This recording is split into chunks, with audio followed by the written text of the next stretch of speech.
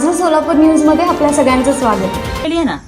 जर बाळासाहेब ठाकरे जिवंत असते ना तर या राऊताला जोड्याने हाणलं असतं, पायतानाने हाणलं असतं. आघाडीला लाज आणणारी वक्तव्य ही संजय राऊतांनी केलेली आहेत. मग अशा पद्धतीची एखाद्या महिलेला नाची म्हणणं किंवा एखाद्या महिलेच्या संदर्भात ती तुम्हाला डोळे मारेल, बोलवेल, इतकी घाणेरड्या पद्धतीची विधानं करत असताना हे पुरोगामी महाराष्ट्र खपवून घेईल. हा शिवछत्रपतींचा, जिजाऊ सावित्री रमाईचा महाराष्ट्र आहे ना. मग याच महाराष्ट्रात महिलांचा असा अपमान होताना उद्धव ठाकरे गप्प काय आहेत? आणि प्रत्येक वेळेला वेडेवाकडे अंगविक्षेप करत आई बसली म्हणणाऱ्या आणि महिला सन्मानाची बात करणाऱ्या सुषमा अक्का कुठे आहात आता तुम्ही?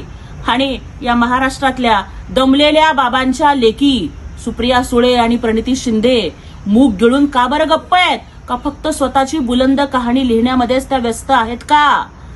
लक्षात ठेवा, रावण सुद्धा महाविद्वान होता, पण सीतामाईचा अपमान केला आणि रावणाची सोन्याची लंका जळाली.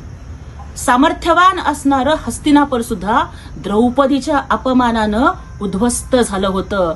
आणि महाविकास आघाडीची लंका ही संजय राऊताच्या अशा बेताल बडबडीमुळेच जळून जाणार आहे. कारण महाराष्ट्राला महिलांचा अपमान सहन होणार नाही. इथून पुढे जर राऊत जर कुठल्या महिलेला नाची म्हणणार असतील तर संजय राऊत, तुम्हाला आम्ही महाविकास आघाडीचा नाचा म्हणायचं का?